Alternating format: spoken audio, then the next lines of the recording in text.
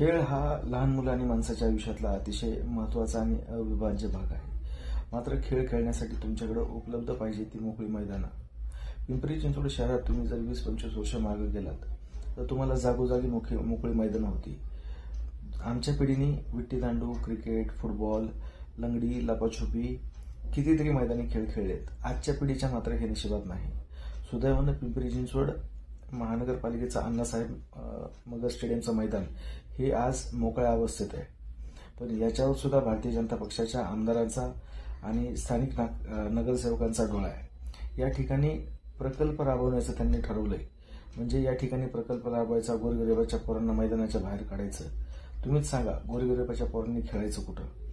कुठल्याही परिस्थितीत या ठिकाणी प्रकल्प झाला नाही पाहिजे. तुमच्याकडे एवढाच जर पैसा आहे तर तुम्ही त्या पैशातून कुठंतरी दुसऱ्या जागेवर दवाखाना बांधा, शाळा बांधा किंवा प्रकल्पच राबवायचा आहे तर त्याच्यासाठी जागा दुसरी बघा. मात्र अण्णासाहेब मगर मैदान हे कायमस्वरूपी आमच्या नातवंडांसाठी खेळण्यासाठी मोकळं मैदान म्हणून राहिलं पाहिजे. कुठल्याही परिस्थितीत त्या ठिकाणी कुठलाही प्रकल्प राबवला जाणार नाही.